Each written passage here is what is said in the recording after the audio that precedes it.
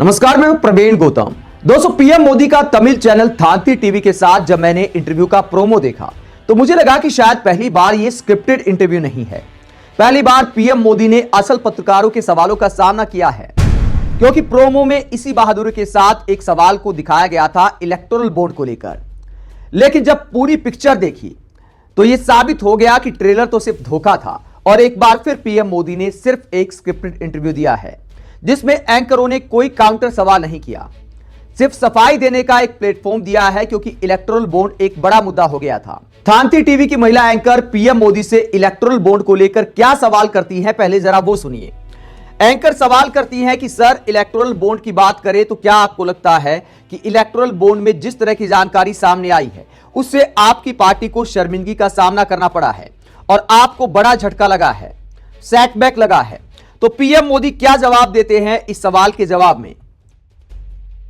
मुझे बताइए, ऐसा क्या किया है जिसके कारण मुझे सेटबैक हो? मैं पक्का मानता हूं कि जो लोग इसको लेकर नाच रहे हैं और गर्व कर रहे हैं वो पछताने वाले हैं। मैं जरा पूछना चाहता हूं सभी विद्वानों से कि 2014 से पहले जितने चुनाव हुए, चुनाव में खर्च तो हुआ ही होगा। कौन सी एजेंसी है जो बता पाए कि पैसा कहां से आया और कहां चला गया? आगे पीएम मोदी कहते हैं, यह तो मोदी ने इलेक्टोरल बॉन्ड बनाया, इसके कारण आप आज ढूंढ पा रहे हो कि पैसा कहां से आया और किसने लिया, किसने दिया। आज आपको मनी ट्रेल मिल रहा है, क्योंकि इलेक्टोरल बॉन्ड आ गया था। कोई व्यवस्था पूर्ण नहीं होती, कमियां होती हैं, कमियों को सुधारा जा सकता है। तो यह जवाब देते हैं पीएम मोदी। और उसके बाद एंकर कोई काउंटर सवाल नहीं करते। एंकर यह नहीं पूछते कि इलेक्टोरल बॉन्ड से आपकी पार्टी को जो चंदा मिला उसमें उन कंपनियों से क्यों चंदा मिला जिन पर पहले ईडी की रेड होती है और उसके बाद वो बीजेपी को मोटा चंदा देते हैं। शराब घोटाले की आरोपी कंपनी ने भी आखिरकार आपकी पार्टी को चंदा क्यों दिया? इस तरह के कोई सवाल नहीं किए जाते।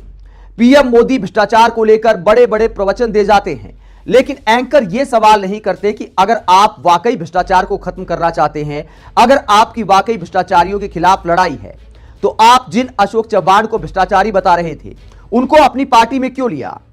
अजीत पवार और उनके सहयोगी विधायकों को, जिन एनसीपी विधायकों को आप भ्रष्टाचारी बताते थे, उन्हें मंत्री और डिप्टी सीएम क्यों बना दिया? एंकर को इतना ही तो सवाल करना है। क्या इस पूरे चुनाव प्रचार में जितने भी इंटरव्यू होंगे, आगे भी बहुत सारे चैनलों को पीएम मोदी इंटरव्यू देंगे, उसमें ये दो सवाल कोई कर सकता है, इलेक्टोरल बॉन्ड को लेकर या फिर भ्रष्टाचार को लेकर? मुझे लगता है कि किसी भी इंटरव्यू में ये दो सवाल नहीं पूछे जाएंगे। जो सवाल नाविका कुमार ने निर्मला सीतारमण से पूछा था, मुझे नहीं लगता कि कोई भी एंकर इस चुनाव प्रचार में पीएम मोदी से वो सवाल दोहरा पाएगा कि आपकी पार्टी में जो बड़ी बड़ी बातें की जाती हैं, चक्की पीसिंग एंड पीसिंग, क्या पीएम मोदी से ये सवाल कोई भी एंकर कर पाएगा? मुझे नहीं लगता ऐसा हो पाएगा। जहां तक पीएम मोदी ने कहा कि इलेक्टोरल बॉन्ड मोदी लेकर आया तो पता चल गया कि कहां से पैसा आ रहा है, कहां से पैसा जा रहा है, तो आपकी सरकार ने तो आखिरी दम तक कोशिश की, कोर्ट में इस बात की लड़ाई लड़ी कि पूरी जानकारी देश के सामने ना आ पाए। अगर आप वाकई पारदर्शिता चाहते थे तो आखिरकार कोर्ट में आपने इस बात का विरोध क्यों किया? जब विपक्षी दल इस बात के लिए लड़ रहे थे कि इसकी जानकारी सामने आनी चाहिए, कपिल सिब्बल जैसे नेता वकील के रूप में कोर्ट में थे, तो आपकी पार्टी ने और आपके समर्थक वकीलों ने, आपकी सरकार ने, एसबीआई ने लगातार इसका विरोध क्यों किया? यह पीएम मोदी से सवाल पूछा जाना चाहिए। एंकरों को ऐसे काउंटर सवाल करने चाहिए।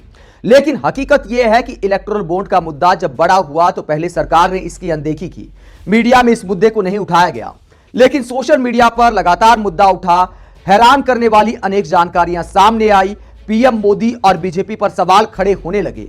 तो अब न्यूज चैनल एक प्लेटफॉर्म दे रहे हैं, एक सवाल किया जाता है, उस पर पीएम मोदी कुछ भी जवाब देकर विपक्ष को कोसकर निकल जाते हैं। एंकर कोई काउंटर सवाल नहीं करते। जनता इतनी विद्वान नहीं होती, किसी को इस बात की जानकारी नहीं होती कि इलेक्टोरल बॉन्ड को लेकर कौन कौन से सवाल बनते हैं। इनकी जिम्मेदारी है और सरकार से जवाबदेही तय करने की जिम्मेदारी है मीडिया एंकरों की। उन्हें सवाल करने चाहिए, तब जाकर जनता के सामने पिक्चर क्लियर होती है। लेकिन हकीकत यह है कि नैरेटिव बनाने के लिए एक सवाल कर दिया जाता है, ताकि जो इलेक्टोरल बॉन्ड को लेकर बातें हो रही है उसमें सरकार का पक्ष ही बहुत सारी जनता के सामने जा सके। इसीलिए पीएम मोदी से इस इंटरव्यू में इलेक्टोरल बॉन्ड का सवाल पूछा गया, उसके बाद कोई काउंटर सवाल नहीं किया गया। मोदी विपक्ष को कोसकर चले गए। आप पीएम मोदी के ऐसे जवाब को लेकर क्या सोचते हैं? कमेंट बॉक्स में अपनी राय जरूर दें। अगर आप हमारी पत्रकारिता को पसंद करते हैं तो थैंक्स के ऑप्शन का इस्तेमाल करें, वीडियो को लाइक करें, चैनल को सब्सक्राइब करें। नमस्कार।